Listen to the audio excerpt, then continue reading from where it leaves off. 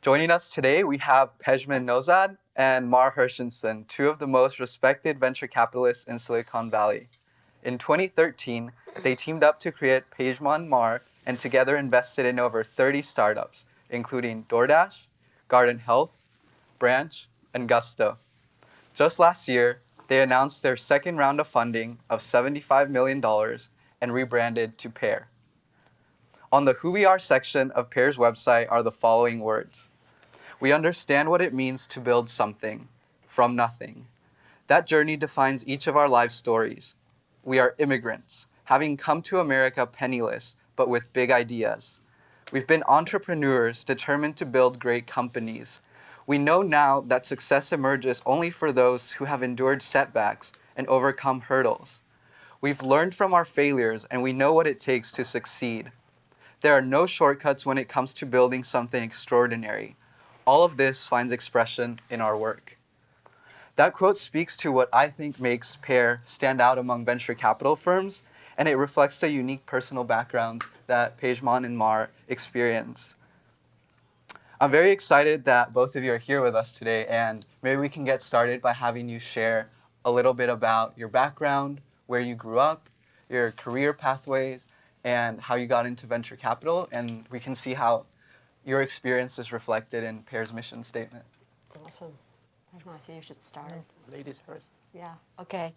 I think Pejman has a great story, but I'll go with mine first. I'm originally from Barcelona, Spain, and I apologize for my cold.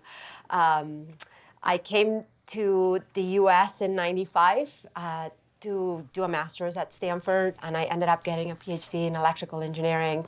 This was 1999, and I was ready to go to academia. I had already lined up a job, a professor job, and at the last minute, in the crazy time of 1999, I decided to, reject that offer and go do a startup. And that was my first startup. My PhD was in circuit design, in analog chip design, so it's fairly technical. And I also did convex optimization, large-scale optimization, so I had kind of a dual background for somebody in chips. My first company actually didn't work out, but it was great learning ground for everything that came afterwards. And after that, I did 2 companies that did work out, so that was great.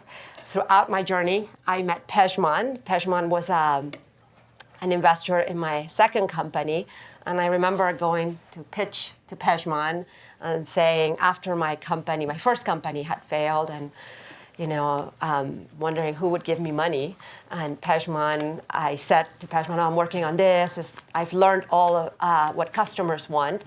I'm building this software platform using convex optimization for designing chips. And Pejman said, I have no idea what you're talking about, but I really like you, so I want to give you money, and I will have my friends talk to you, and if they like you, we'll just put a round together. And this was in 2004, and a lot has changed since 2004. In 2004, there was I think maybe TechCrunch had started, but there was no angel list. There was no sense of angel investing as a sport. It was really like a few people, and you would have to raise by going to their big houses. Nobody was in a coffee shop coding, or it was very, very different. So, but Pejman was there doing this from a very early point in this, in this seed movement that we have right now. So anyways, that's how I got to know Pejman, and he approached me in 2010 with this idea of doing a house where we could work with founders and help them build companies. And it took about, almost 4 years for me to pull the plug and say, great, let's go do this. But that's how I got started into venture capital. Well, thank you, Jorge, very much. It's funny. I look at myself. I don't have a tech background. I don't have an investment background. I'm a venture capitalist. So that tells you a little bit more about my background. So I came 24 years ago from Iran here. I didn't speak any word English, and I didn't want to come to America. My brother just pushed me to come here, and I ended up going to San Carlos because my uncle lived there. I had $700. I lost all the money because I was calling a girl in Iran that I really loved, and I thought if I don't call her, lose her. So and at that time it was like $4 per minute. So because of the payphone, so I had there was no Google for none of these things today. So I ended up my first job was washing cars in America, and then ended up getting a job at the yogurt shop in Redwood City. And I slipped in an attic above the yogurt shop because I want to save money, go marry the girl that I loved. So. And one of these nights I was studying English, I saw an ad that Medallion Rug Gallery in downtown Palo Alto is hiring salespeople. So I ended up being a salesperson at that rug gallery, and I became very good at selling carpets. And Persian carpets are very, very expensive.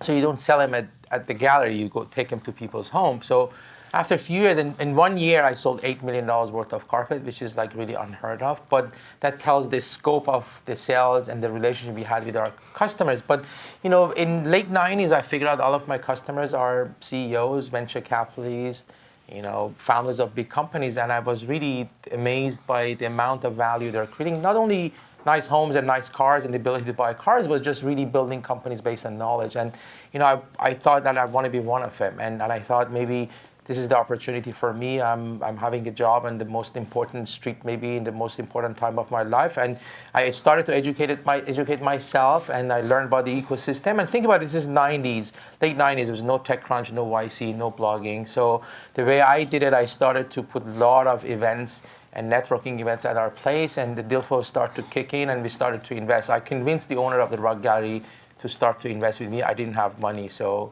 he started it, and we made horrible mistakes, but I became very, very lucky 9 months into it to meet Mar's husband and Andy Rubin. So this was danger. So Andy came one day to buy carpets, and I was like really in awe, this guy, how he talks about the future. And then I said, I'm angel investing, and nobody was giving them money. So somehow I became the first investor in Andy and Matt and Joe Britt. And as you know, Andy went on and built Android. I'm actually the only person in the world who gives Android a term sheet, but we didn't agree on terms with Andy.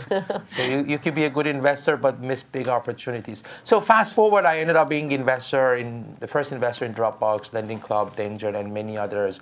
And around 2011-12, after like 11, 12 years doing this, I felt that companies are raising $1 million, but nobody's helping founders. And I thought, given my background and network, it's a huge opportunity to build an institution to help founders on ground zero. And I wanted to partner with somebody who built companies, have a deep tech background, and have same philosophy in life. So I reached out to Mar, and I tried to convince her for a few years. And we built this partnership. We're kind of yin and yang. I'm college dropout. She's a Stanford PhD. I invested in 120 startups before starting the fund. Mar invested in only one, but very complementary skills and the same philosophy in life, like helping people and really be good, give first before you get. And I think it remains to be seen, but Pear is now perhaps at the center of ecosystem here in the Valley to just help founders on really early stages. And we have done so many different programs, we can talk about it. And it's amazing to be here. I remember my partners who own Medallion Rug Gallery, they owned 165 University Avenue, the lucky building Google started there. So I saw Google when they were under 20 versus today, I don't know how many thousand people. So it's pretty amazing to be part of this community. We are really honored and humbled.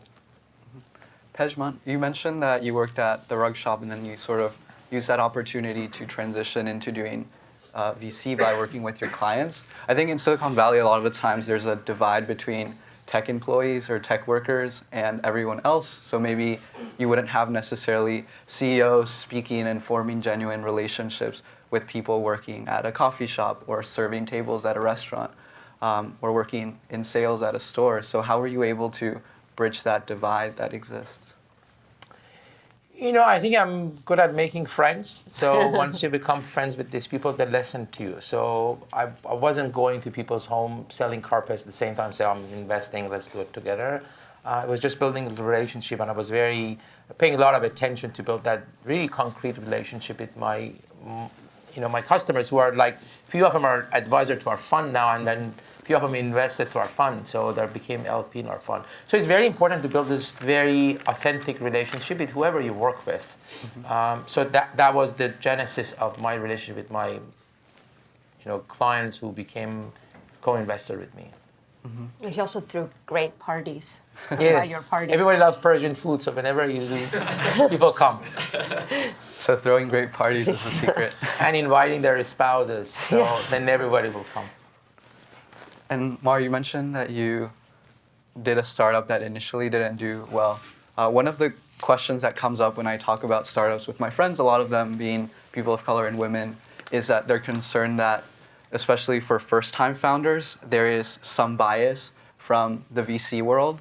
And I was wondering if you experienced any of that during your first startup, and to what extent? Yeah, it was a very different time. I think when I left school, which is the year 2000, the standard way of doing a company, whether you were a female or not, didn't really matter. There was a tech person, and the standard was, we'll bring a CEO to run the company, and you will be the CTO, and that's the way companies were run at the time. And it has changed a lot. Right now, that's not the philosophy. People understand that in good companies, the CTO, the founder, stays with the company all the way, and they're the CEO, and they're the one driving the company. And that's what Pejman and I believe. I think we are, we invest in a lot of companies where the founders are either just out of school, so it's definitely first-time founders, or maybe they're a few years out of school, that they've had a couple of jobs, but it's their first take. And that's what I think we're really good at, which is taking people that are, amazing, and then teaching them, how to do your fairs, sales pitch, how to fundraise. It's not rocket science. I think smart people can learn it with the right support, and that's our role, right? So anyways, that's us. I didn't encounter any sort of, issues, or I didn't feel them, let me say that. When I was fundraising or not, it's more, probably was more in the workplace, but not necessarily when I was a founder, in the role of a founder. And do you think, I know you worked at Stanford teaching in addition to doing your PhD. Did that experience in academia, do you think that helped you with doing VC work now? Surprisingly, yes. Actually, when I used to teach circuit design, so it's very techy, but you're really, a lot of what we do is teaching in some way, is transferring knowledge. Sometimes it's our knowledge, sometimes it's transferring knowledge of other people to our founders. So it's similar to what you do when you're either guiding somebody in a research project or teaching them maybe what's a transistor for the first time. There's a lot of that, coaching that we do, and you do the same. I did the same at Stanford for many, many years. So yes. And I want to talk about that. So, giving credit to Mar, and then being a lecturer and a founder and having a deep technical expertise really helped for us to really understand the opportunities exist and really help founders. One of our portfolio companies is a company called One Concern. They just closed a massive $20 million Series A. And then, Mar really found them as a poster session at Stanford. They were pitching their PhD thesis, and Mar saw an opportunity that the groundbreaking technology they have, they can convert it to a commercial company. They didn't believe it. They came to our office, and in fast forward now, they're becoming really a category-defining company. And you guys have done a lot of work at Stanford, especially with the Garage program, trying to get students to make startups during the summer and see if they can go even further beyond the summer work they do. Did you decide that you wanted to work with students before starting that program, or was the success that you saw in that program sort of the driver for the work that the outreach that you do now? Let Pejman talk. I think there are few backgrounds and history. So when I started investing in Andy needed a few $1 million to start. Today, basically, you don't need money to start. As long as there's a laptop, there's Starbucks, and AWS and Google Drive, then you don't die, you can start a company. So for that, and there's so much capital out there, so there's a lot of noise. If you're a seed investor like us, how do you look at this landscape with so many founders? How do you pick the winners?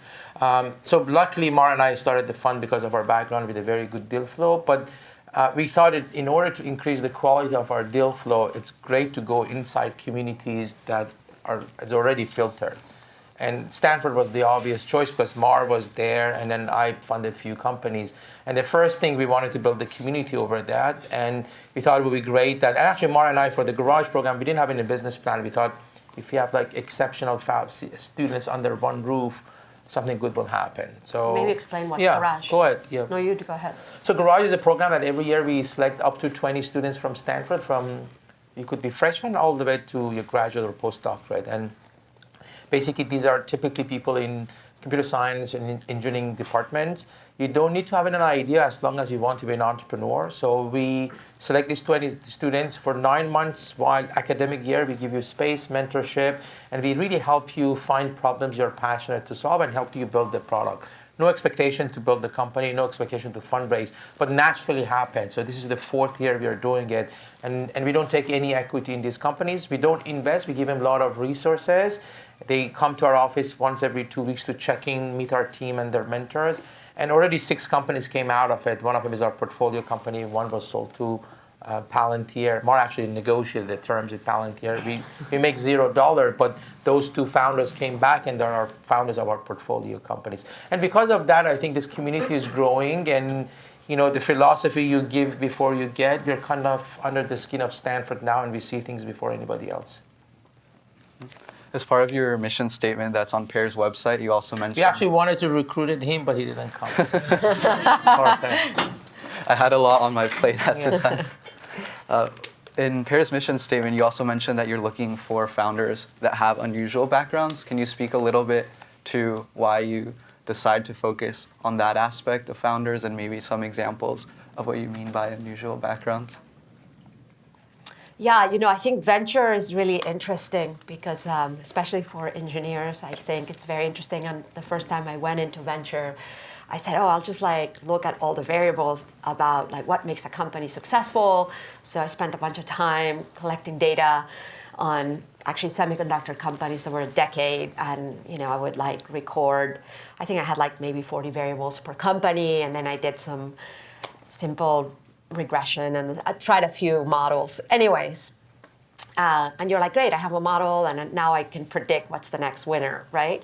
And it's almost the opposite. We are a business of exceptions, truly of exceptions, and the really big winners, they are just almost unpredictable, right? So, and it's almost interesting, but I'll tell you, that the movie about Facebook came out, and for a while then people thought, we must just fund dropouts from MIT or Stanford and we're guaranteed to hit a success, right?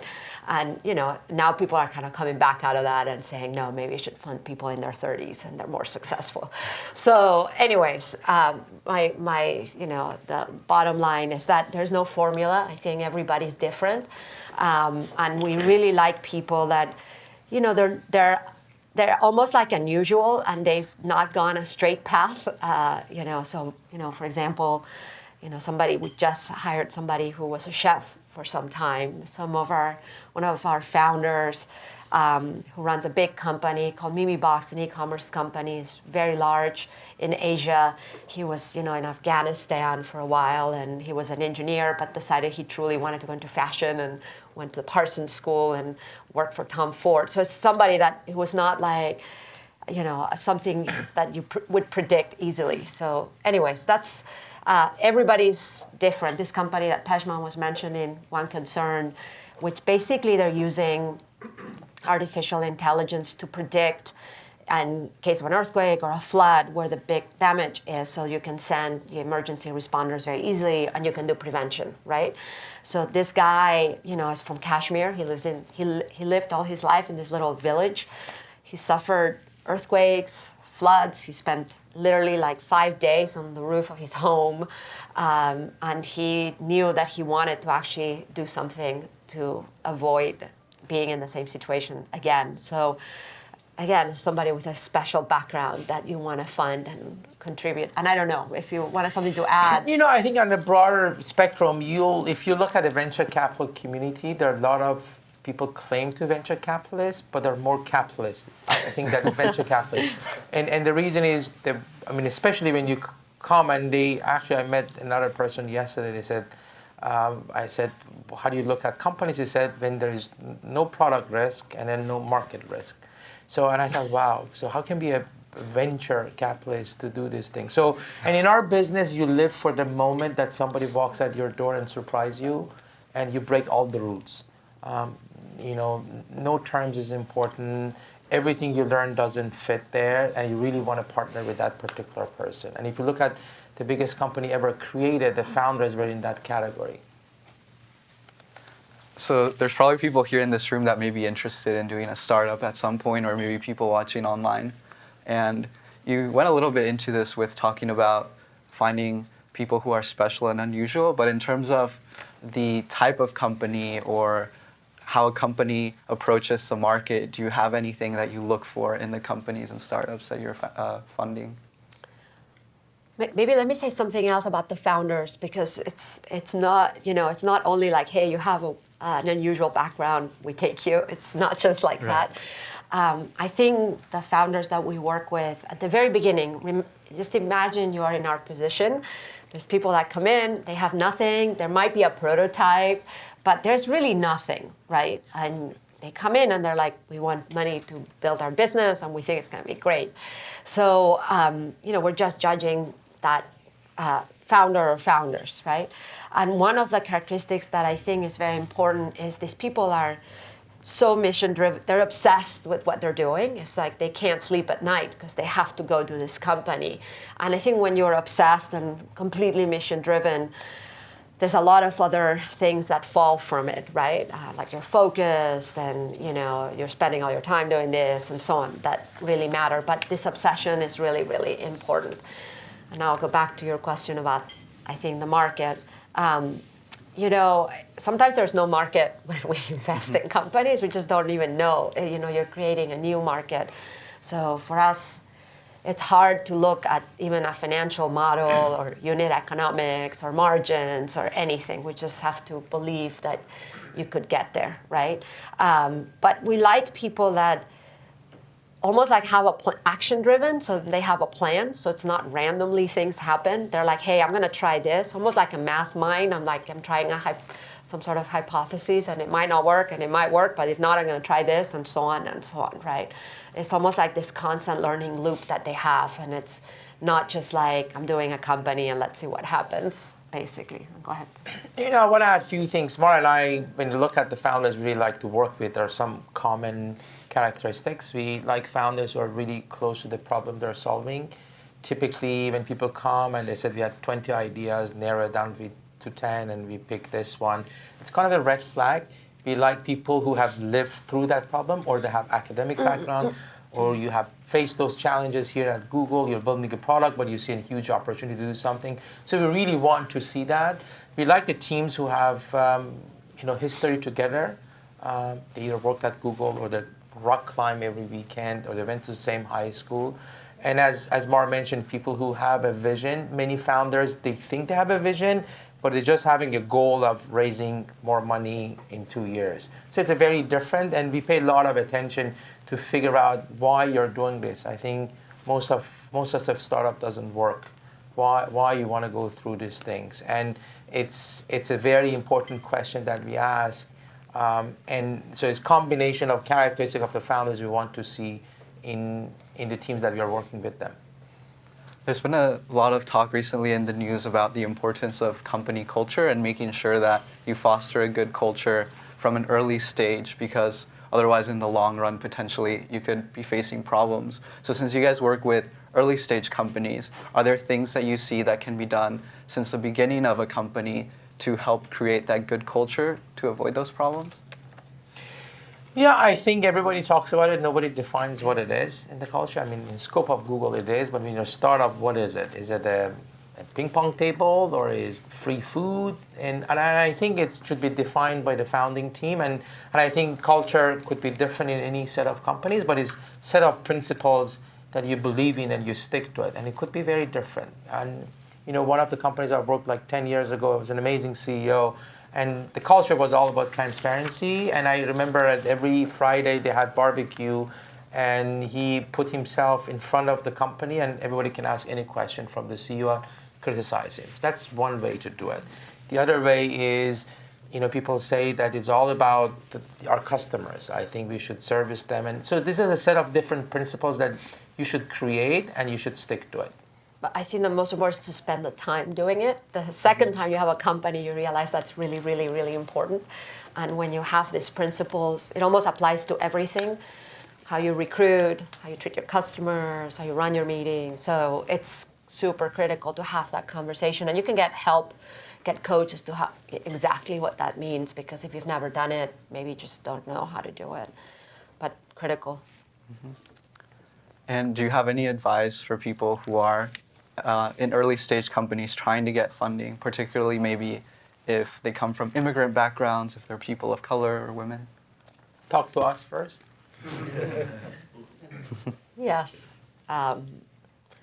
Yeah, I think I think the great thing about the Valley, especially if you're here, right, is that you can get a lot of help. People are typically very, very helpful. So, you're like almost, even a block away from anybody that can, help you either with your business plan or is this a good idea or not, or research. You can get out there. These days, there are so many things for founders and entrepreneurs and events. I think Pejman and I could be out every night and every day meeting people. So I think if you really start from nothing, I would say, reach out for help to your network. And I think a lot of times people are really hesitant to reach out, but I've been surprised how responsive people are to an email, or even if you tweet them, they might reply, and then you start fostering a relationship over time. I think one of the things that's so important for founders to know is that there's a lot of rejection when you do entrepreneurship, whether it's raising money or getting a customer. Sometimes people will come, it's like, oh, I've sent 500 emails or through LinkedIn and I got 2 responses, and they're like devastated. I'm like, well, you got 2, that's awesome, right? So, and it's really hard at the beginning to get somebody to listen to you, but the good founders, because they're obsessed, they don't give up, right? And they're like, okay, maybe LinkedIn was not the right way. I should do this other thing or whatever. Anyways, it's the same when you start. Do you approach how you look at first-time founders differently than how you approach people who have had several startups potentially, or who have pivoted? Our approach is not the same way, but obviously at different stages you need different type of help. If you're the second or third time founder, maybe you need an introduction from us to a CEO of a public company and they take it. But if you're a first time founder, you need to put an operations plan together with us. So it all depends of the maturity of the founder and CEO, and we work with both of them. If you look at our portfolio companies, we have a lot of first-time founder, but we have founding team that are second or third time they're starting a company. Another thing that I really appreciate about Pear as a firm is that you place a lot of emphasis on the immigrant experience, and especially right now in today's political climate, I think that's really important, and it's also very courageous. And I was wondering if there's been any impact from the current political climate on your work with Pear, if you've seen maybe changes in the people who are pitching to you, or any changes in the people that ultimately get funded. I think the impact is on our companies. I think we have founders that can't go home. And that's a big deal. If you can't go home to see your sister get married, I think that's a big deal, right? So at a personal level, we've had to try to, we don't have a large immigration department like maybe your HR like Google does, right? So we've gotten involved on, how to help them. But so that we have stories that have happened with that. We haven't seen necessarily a change in the people that come pitch to us, because they're either, some of them are either on an H1 or they're just finishing school, so they're on an OPT visas or whatnot. But Pejman and I are experts at writing all these letters of recommendation that for our founders, and I think a lot of them have been able to get them. Anyways, it's not good news. Pejman is very committed to this cause, and he can talk about it. I came 24 years ago as an Iranian Muslim, and my immigration status after I came was unknown, but America never judged me.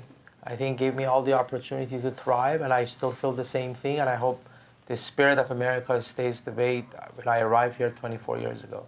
And I think if you look at this room even, and what Google people doing in Silicon Valley is just a testament of that spirit. And I think sometimes it can be difficult to bring up one's background or maybe make connections to things like your immigrant background, given the political climate, how do you approach deciding when to speak up about something or what to say in response to certain issues? How do you balance those things? I always learned to stand up for my rights and whatever it is, and I think America it's a great country that your voice is heard if you just raise your voice. I'm not hesitant to raise my voice when I want to stand up for my rights. Mm-hmm. And when you do that, do you see support from fellow people in the industry, or have there been instances? Yeah, very much so. I think especially in the Valley, you get so much support from the people here. I mean, it's almost everybody's immigrant with like 2 grandfather back or 3. So, no, I got always a huge support, and I still, even though the political climate is changed by Trump, I just don't feel it in Silicon Valley is happening. It's the same Silicon Valley I know for the last 24 years. Mm-hmm. Wow. But as Mar mentioned, it's just very difficult. I think, I'm from Iran, and Iran has a university. I think Mahir has gone to it. Sharif University has the highest acceptance of PhD at Stanford, the double E department at Mar. Mm-hmm. People are deciding not to come here. They go to Canada, they go to England. So I think at the end, America is losing a lot of amazing talents from all over the world. Mm-hmm. And but maybe I should say something. I think sometimes we do get founders that come and say, I have a visa issue, or, and I think Pejman and I, once we find somebody we want, we'll do whatever we can to help this person. It's no showstopper for us, so we'll try whatever we can to get them in. Mm-hmm. And I know both of you are really focused on giving back to the communities that you identify with, and I was just wondering if maybe you could tell us a little bit about the ways in which you give back and your experience about why you do it and what you get from it. Yeah, I think if you think about the garage program, that's an example that how much time and effort takes from us, and without any specific request of owning any ownership in these companies. So that really tells that we really want to give back, at least to that particular community.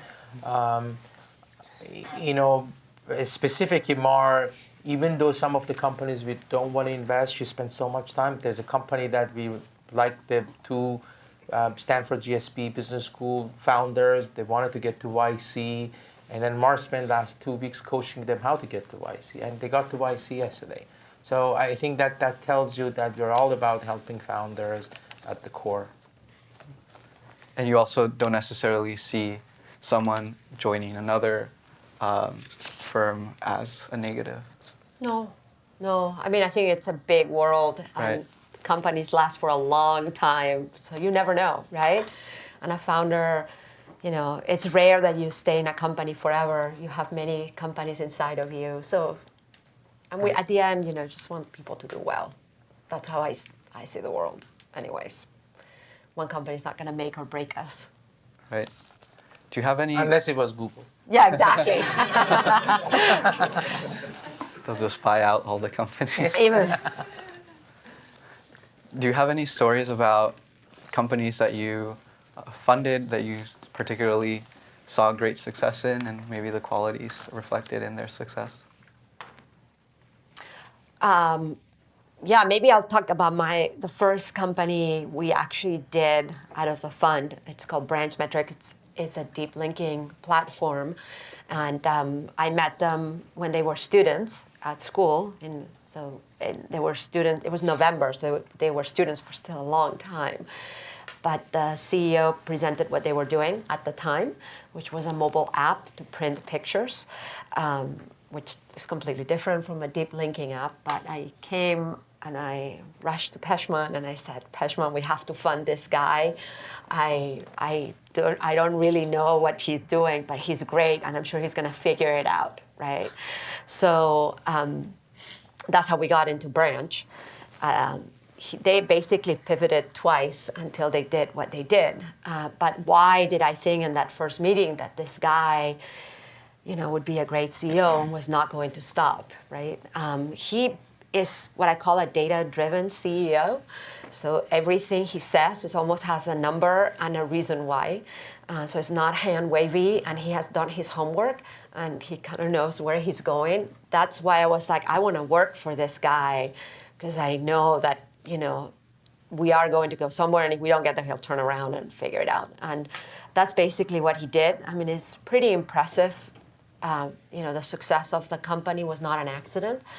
The company pivoted twice into what they're doing, and it was all really, literally data-driven decisions. They're not getting enough customers. Oh, maybe we should build an SDK for printing. Oh, how do we get people to install it and open in the right place? And that's how they eventually got into deep linking.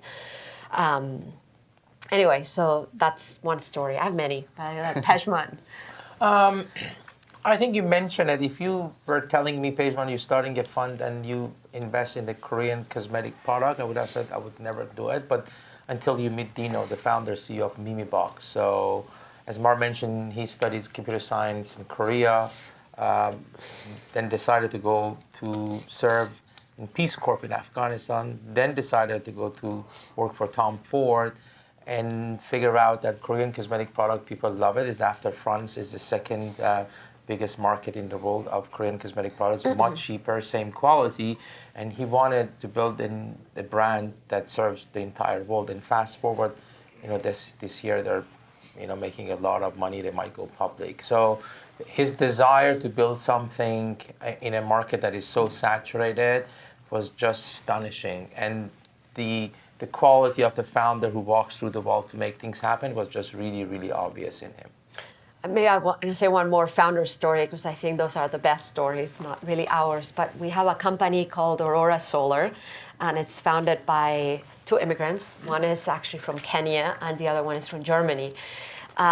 These guys met at Stanford, but the guy from Kenya, he had started a solar installation company in his home country, and he was trying to actually, when he came here, he tried to turn it into a business. So they realized that all this solar installation was very manual, and they could actually automate it with software. Today, they're the number one software used for any solar installation. Is actually super techy and impressive.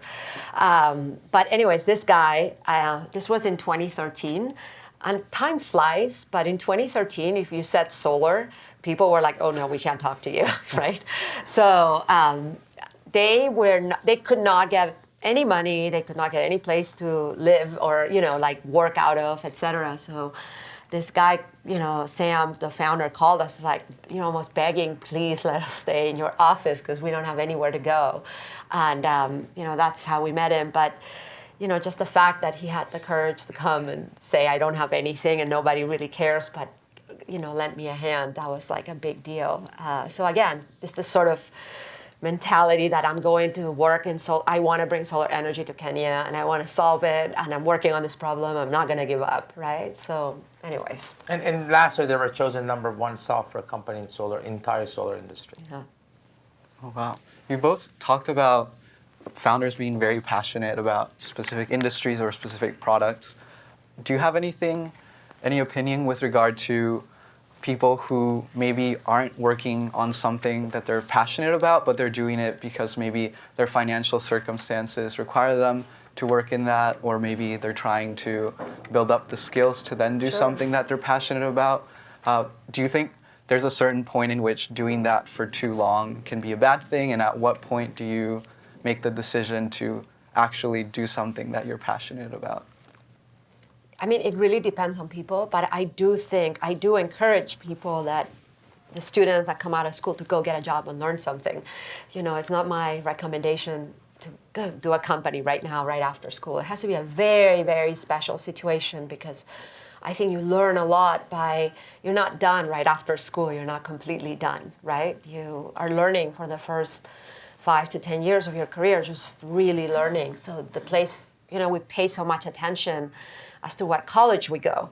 But I think the impact in your career is the first job you have is much more impactful than necessarily what college you went to. So, I'm totally supportive of that, and that's the advice I give to most people, right?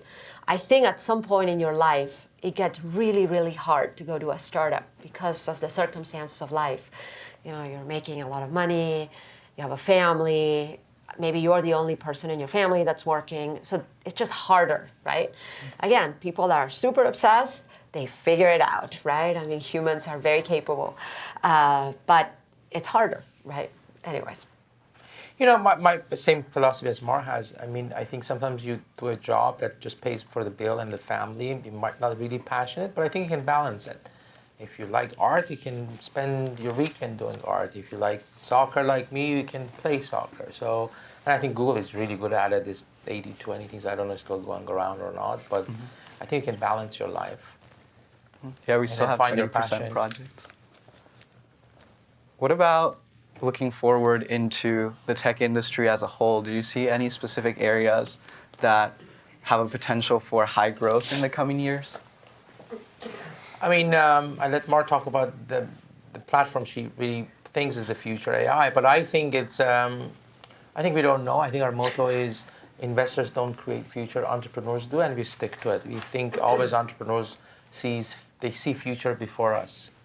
And we don't want to corner ourselves in any particular sector. And that's one of the reasons, if you look at our portfolio companies, we have companies all over the map. And the reason is we really believe in the founders who are solving a real problem in a big market. Yeah, it's really hard to predict the future, to be honest. It's really hard. And, you know, I know there's a band, you know, we are surrounded by great investors that have theses and so on. And sometimes they get it right, sometimes they don't get it right. I'll tell you my story. I was in the semiconductor business, and, you know, semiconductors was a great industry in the 90s, and then it almost died. All the venture firms in the Valley were funding semiconductor companies, and now nobody funds semiconductor companies, right? So I thought I would never work in semiconductors again, and the last company we did was in semiconductors. So you just never know, and again, it's all based on the team. They had a convincing pitch of why that was a good opportunity and all the issues that, you know, one would face with semiconductors. We just kind of like forgot about them. So anyways, that's... You know, when we started the fund in 2013, I think everybody was talking about blockchain, and then 6 months after was IoT, then was drones, and today it's AI. I mean, one investor told me that if you sprinkle a little bit of AI on your deck, you get funding. And information changes hand pretty quickly. And we see it, you know, everybody's an AI something. And we're like, well, do you have an engineer or something? No, but we'll hire them. Like, okay. So anyways, we get it. Founders get it too, they're smart. What about VR and autonomous cars? Also. I also heard something last week which was interesting. Oh yeah, I think autonomous driving is on its way down. I'm like, it hasn't even made it. Cool. So I think at this point we can open up to questions from the audience. Like, what percentage of women were participants in the Garage program since you've done it for 4 years, and do you do anything to try to recruit from that category? Yes. Okay, I'll tell you. The first year we started Garage, we did it with the two people that had the ACM group at Stanford. And, you know, the way we started, we're like, hey, why don't you come up with a list of 20 people that we could reach out to, right?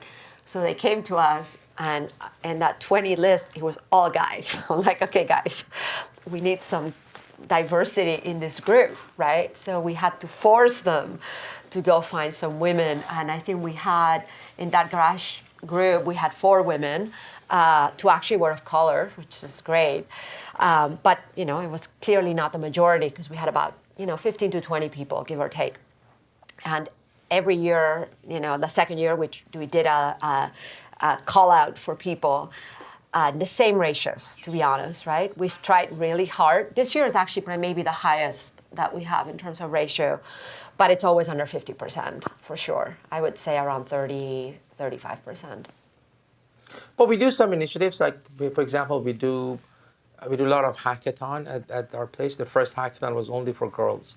And, the winner had dinner with John Doerr, which is like kind of life-changing. And if you look at our portfolio companies, we have like pretty amazing female founders. And, we picked them because they're the best at what they do, not because they're women, they're really exceptional in what they do. So we don't wake up in the morning, so next quarter we only fund men and then the other quarter we only fund. These women are just really exceptional and happen to be the founder, CEO, and we're very lucky to work with them. Yeah, and some of this reach out that we've done, we did a reach out for She++, which is a group at Stanford. And I know, it's a great group. Anyways, and we hosted like some sort of design thinking activity for them. Anyway, this was maybe 2 years ago, but out of that, we met our current engineer in residence, who happens to be a woman, and she came from that, reach out program that we did. So that was great. So you spoke about founders who've lived the problem or have like experienced it in some way. As someone fresh out of college, I'm interested in solving problems for enterprise because I see that the software there is much worse than the stuff that we have as consumers. But obviously, like, I've only ever worked at very tech-forward companies like Google, where we build our own solutions to all these problems.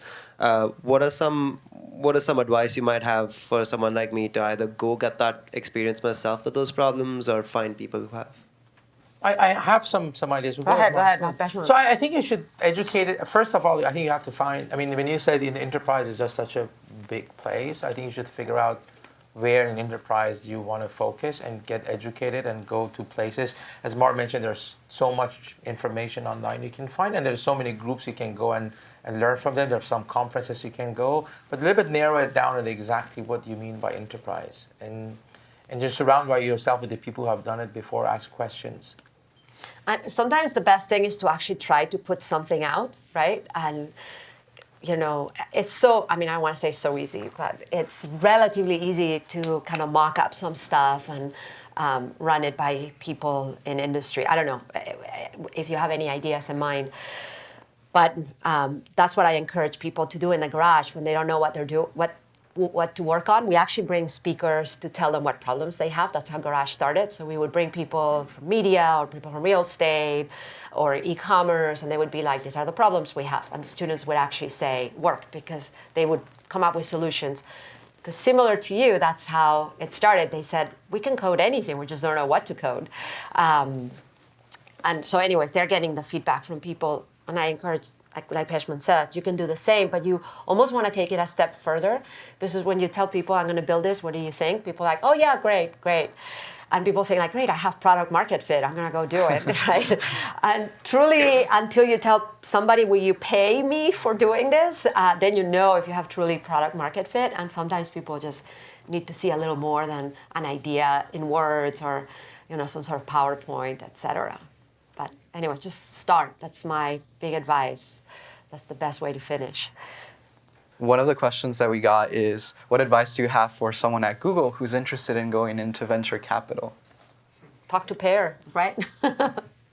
No, we are open. Actually, we just hired a person from Stanford Business School that she's actually in food. So she worked for Good Eggs. She was a chef before. And then, given her expertise and background, we are creating Call for a Startup in food. So if you're interested in any particular way of being a venture capitalist, we'd love to talk to you. And when you think venture capital world from outside, it looks like you sit down in a meeting and you look at pitch and then you provide some feedback. It's just one part of being a venture capitalist. I think a good venture capitalist should have a really good deal flow. I think if you don't have a good deal flow, you ended up picking wrong founder. So if you're coming out of Google, you have already a great community here. That could be a good deal flow. And you have to be able to pick winners. So it takes time. But just find your niche if you want to be a venture capitalist, because it's saturated market. But as always, the industry looks for talented people. Yeah, and I want to say something about that, because I think it's the same advice that I gave earlier. It's just the best ways to start. And I think we live in a world where you don't have to wait and get permission to get started, right? So let's assume I wanted to get into venture capital now. The first thing I would do is start doing some angel investing, right? I think if you're working at Google as an engineer, I would guess you can use some percentage of whatever you're making every year and devote it to do some angel investing, right? And just doing a couple of investments is going to teach you so much about what it takes, right? You just, like Pejman says, it looks some way, but once you get in, it's kind of dirty and messy, and it requires a lot of time, et cetera. The other thing that I think the world has given us right now is this amazing social media and kind of digital access. So there's a lot of people in the last 5 to 10 years that have built their own brand just by, I have a podcast and I talk about something, or I have a newsletter on AI or whatever. Every day there's some new vertical or pitch that people do, and they're getting enough sourcing that they build their own deal flow to get going. So anyways, and again, whoever answered in Dory, the mysterious face, happy to chat more with them. Some of the entrepreneurs I respect the most have either lost everything or been on the verge of losing everything more than one time, and they're so determined that that's okay. They throw caution to the wind. Is that something you look for, that people that if they didn't have any path to funding from a group like yours, that they would just figure out a way and be prepared to put everything at risk for their idea? Sorry, can you repeat that? So do you look for something that is a proxy of this willingness to, that you'd be willing to go? They do. The entrepreneurs that are really, they seem that they have gone bankrupt one or more times, or on the verge of it. And is that something you look for? It's not bankruptcy that we're necessarily looking for.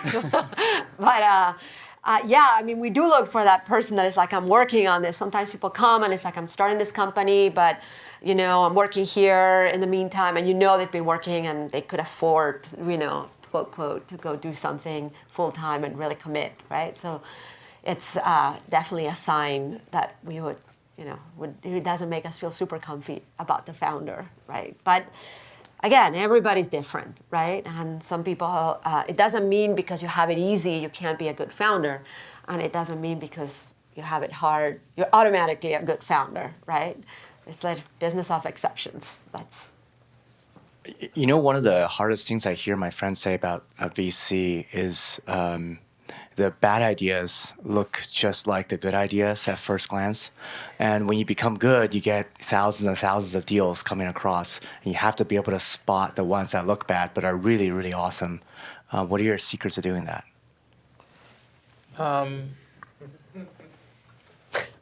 I think it's kind of the pattern recognition among the founders. We typically want to meet founders. Last year, we met 2,000 companies. We met 2,000 companies. Normally, so you get like 10,000 leads and so on. And because we do it so early, we typically look at the idea, but really want to get to know the founder. And then part of it is just pattern recognition. When you do it for so many years, you just understand the characters of some of the founders. But yes, like in case of Branch, the first idea was Fitbit for dog. No, seriously, and I think no one wants to do that. But it was about the founding team and the character to build something, and their determination to do it that attracted us. It's really hard. I think there's a high error rate. In venture, it looks very glamorous. We're only known for our successes, not for our failures, right? So we can invest in companies that don't make it and nobody knows or nobody cares. But I think it's really important for the founders. Or we could miss 10 great companies and it's nowhere to be seen, right? So it's, we have our own internal KPIs to see how we're doing and so on. But, I think we're almost lucky that we're not measured externally on those misses. But it's hard. Truth, it's hard, and everybody misses, right? And I think only like hard work and obsession, gets you to be better at the end of the day. Do you have any notable misses that you can talk about? Yes, we do. It's early in the fund so we may have missed more than I know of. I think we missed Boxed, which is a giant company now. It's like a Costco online. And, I think, again, if we had stuck by our principles, sometimes it's like missing our principles. It's really hard to say, great founders, something doesn't make sense, but it's okay. And at the time, it's like, wow, are they competing with Amazon? Who wants to compete with Amazon? And it was a little later stage, but, we missed that company, for example, So what kind of advice do you give to the founders, whether they're looking for new founders or whether they're looking to bring first 3 or 4 people on the team? What kind of characteristics or what advice you give them as they expand and bringing new people in the team? It's a good question. And I think Okay, in general, so I think there's two types of recruiting. One is like your founding team, and then obviously a lot applies later to the next 10, the first 10 people, and the first 100, et cetera. But if you're building that founding team, I have the most important advice is to take your time and actually be super focused at doing. It takes time, right? It doesn't just happen by itself that all of a sudden you find your founder and it's a perfect thing. It's because you're out there and you're trying to find this person, right? And you can't just hire the first person that comes along or bring or get together with the first person that comes along because it's like finding a wife, right? You could marry your first girlfriend, but maybe it was a bad idea if your first girlfriend was at 14. I don't know. It's the same thing, right? So you have to be super patient at making the right choice. The second thing is I think it's good to find people that are complementary, especially if you're starting from zero. If you want to pull out a company together, you maybe need somebody that has, as an engineer, a front-end engineer and a data scientist maybe, and some person that's more in operations or sales or something, right? Sometimes it's one person that can do the three things, right? Because you have a founder that is excellent at speaking to customers and they've built everything and so on, and they can just pull it out. But sometimes you need two people, sometimes you need three people, right? And I think, it's important to have for me, I think it's important, I see it in companies when the critical components of the company are in the DNA of that company from very, very early on, you have a higher chance of success. Not always the case, but a good example is if you're building a consumer brand, some companies will say, we have this great product and we'll hire a branding agency later, right? But if you're like a consumer company, it's good to have a consumer DNA early in the company, for example, and you should go find that person. It's like, I call it the minimum viable team, sort of the minimum viable product. I want to add that a lot of people can build product. Not many people can build companies. So if you are looking for the co-founder, look for those people who have, as Mar mentioned, complementary skills, but it can help you build companies. If you're looking for a VP of engineering as a co-founder, it's not enough to just be a great engineer as you build the product. You just need to be able to attract talents. So just spend a lot of time. And I learned that, spend time socially tells a lot about a particular person. So get them out there, go for a walk, and just go see a ball game, and just get to know them and just be patient. And then making sure you share the same vision. The most difficult thing as an early stage investor is when founders cannot get along. You always can raise money, you can always change the product and pivot.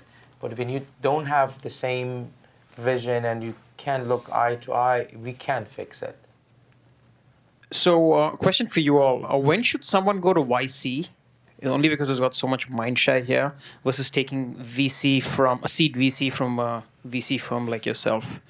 So that's the first question. And the second one is, how do you differentiate yourself among other VCs? Because, for all of us here who live and breathe technology, we hear of so many VCs all the time. A16Z has a very strong marketing machine. So how do you sort of benchmark yourself against them to sort of stand out? I think today there are pretty amazing accelerators out there, including YC, and they have done a really good job last 5 to 10 years to really help founders from ground zero to get to the next stage. It all depends on your need and what you can accomplish there. There are other resources that you can use to not go through an accelerator, but again, I think it's case by case is very different. Yes, the venture capital community is just very crowded, but again, if you're looking for people who can help you the first 24 months and help you build the foundation of a long-lasting company, you need to look for venture capitalists who have that experience. I think that their firm is set up to serve you in that, and they take the risk and they're able to navigate the challenges that you have. There are other VCs that you only go to them when you have product market fit, you have a customer and you can scale and you want to build an engineering team. That's a different skill set. If we don't have that skill set, our DNA of our fund is helping founders on the ground zero, especially in the first 24 months. So that's where we set up. But Sequoia might be completely different. You can go to them when you have customers and they can help you to become a massive company. Maybe I want to say something that I think is really important for founders. There's multiple ways to build a big company, right? There's no one single place you need to go to be successful. At the end, the companies work not because of us, but because of the founders. And we're really support, and we try very, very hard to support them. But at the end, it's really the founder that makes or breaks the company, not us. I hope not us, anyways. How would you guys, or what sort of characterizes when you see someone who's been at Google for a while, like sort of like what are the characteristics you sort of in your mind picture when you see someone like that? And then maybe particularly for product management. Another way of asking is like what kinds of things should we like make sure we learn while we're here? Good question. Well, first of all, maybe I will say something before Pejman says something smarter. We love the PM role as a CEO for a company. We think it's just like an amazing, because when you're a PM, you're like a mini CEO, right? When you're a CEO, you just have more responsibility because there's just more, there's just, you're on the edge all the time. But it's a great experience. And I think the more broad it is, right, like all the way from customer to talking to the engineer, the better, right? So the more exposure, the more projects, et cetera, and seeing things from end to end, right? Because it's different taking a project from 0 to 80% than from 80% to 100% and getting it out there and following up what happens when you put it out and customers are using it, et cetera. I don't know exactly how the PM thing is organized here at Google. I apologize, but I know every company is slightly different. But just all the way, and I think broad. That would be my advice to you. And it all depends if you're planning to start a company. I think it depends on you have to build your network here. It's an amazing place to build a network. I met a CEO who has building a great company. We actually missed being an investor in that company, and he was a PM of a large company. And he was telling me for 4 years he was PM. Every time he shipped the product, he then went to a smaller team and start from ground zero because he knew he wants to start a company. So he was always uncomfortable being in a big team. So he always requested the CEO, I managed to ship this product. I just want to go start again from ground zero, just give me more tasks that I can do it. And speaking of that, I have a request here. As Mark mentioned, we think PMs or companies are the best founder CEO we have seen because they're their own CEO.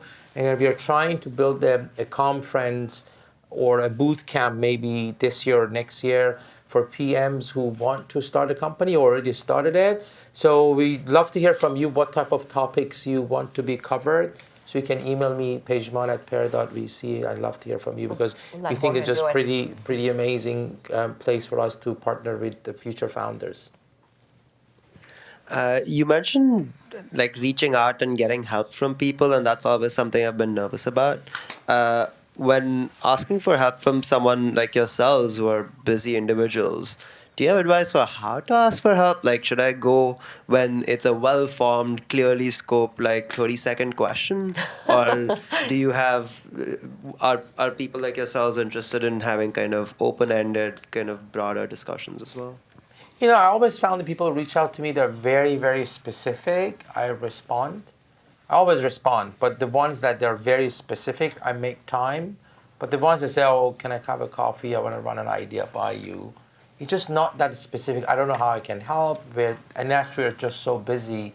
So just be very, very specific and target the people who can really help you. And they're even passionate about the topic you want to discuss with them. I think, I meet more people. I'm like lower bar, I would say. But I think for me, when people tell me their story again, like, hey, I'm at Google, or I've been working on this for a long time and I'm thinking of doing this. Do you want to have a chat with me? And if I have time, I definitely will do it. So, but again, sell yourself. If you don't have a company to sell yourself.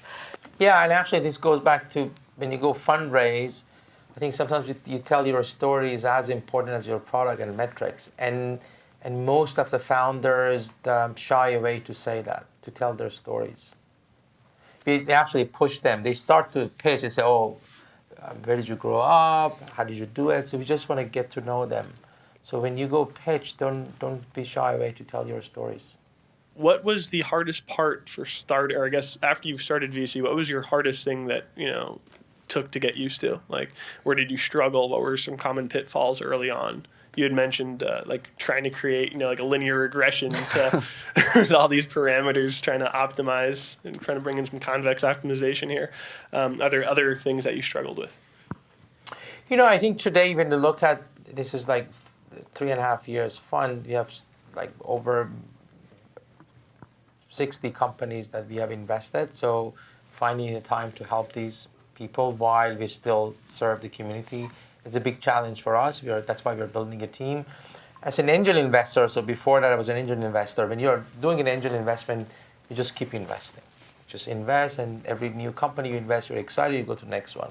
When you are managing a fund, you want to invest in 30, 40 companies, so you have to have a discipline to build a concentrated portfolio, but that's a big difference.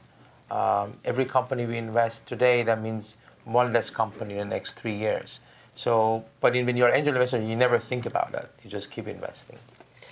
I think for me the hardest thing was like, imagine you're being an operator all your life, and all of a sudden you're an investor. So I think for the first year, I'm like, we didn't have that many companies. When you start, you don't have any companies, right?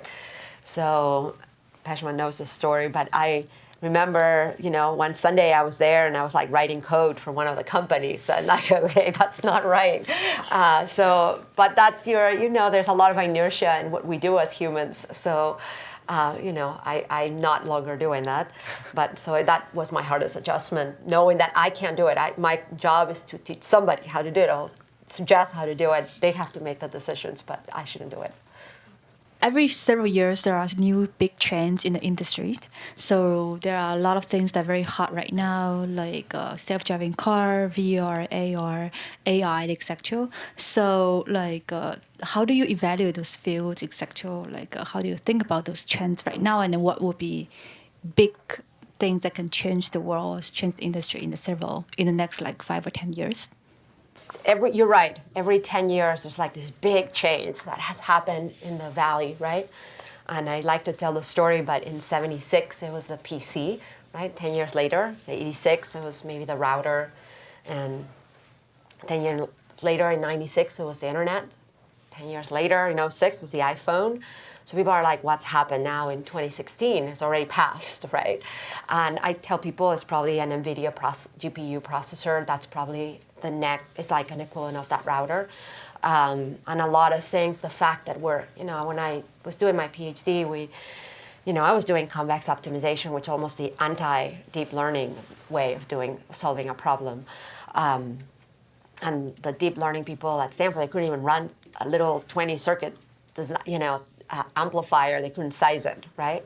And fast forward 17 years, you can do amazing things with deep learning. So these platforms that take place, like the iPhone or the internet, it's not something that just changes, particular behavior. It changes industries. It changes, the enterprise. It changes media. It changes the consumer. It changes everything, right? In the case of that NVIDIA GPU, I think the same is going to happen. We're at the very, very beginning, and a lot of technology cycles, they're like second-order systems. They overshoot, and then they go back, right? So the internet, everybody was like, overpriced, and then it kind of settles. Same with mobile apps, with everything. So now we're in the cycle where everybody's super excited about AI or VR and AR. Even VR, AR, I think is still a little early on the investment cycle. But you have to do your homework as an investor in our job, right? When you say AI, not all AI was created equal, I think, right? For some cases, you absolutely need to be 100% accurate. For some cases, it's okay if you're 80%, and you can build a product around it, and maybe we won't be 100% for another 5 years, and so on. And those are the sort of little things that we are evaluating. But again, at the end, we're thinking it all goes back to the founders. The founder, aware of where they are and where he is and the limitations of what they have and so on. Anyways. As a firm, Mar and I, we are aware of trends, but we don't follow trends. And we think when it's hot, it's already too late to invest. I think you want to partner with founders who see future before anybody else, and you partner with them. And if you look at the best companies ever created, they were not in any hot space. It's like stock market. When it's too hot, it's too late to buy. You want to make sure you buy those stocks at the time that not many people know. And for us, it's just really, rather than looking for what is hot, we look for outliers, for those founders who are determined to build something really massive in the market that they believe exists, and we can help them. And in these cycles, it really is like this overshoot. The best companies almost get funded 4 to 5 years after people start the big change. It's like, even when Google was founded, it was not at Yahoo, right? It was a little later, or Uber. It was a little later after the iPhone. It wasn't. It's like radical change. Maybe takes a little bit of time. All right, well, thank you. We're out of time, but it was really Thank great you, Jorge, having very you much. here. Thank you, Jorge. Thank you all. Good questions.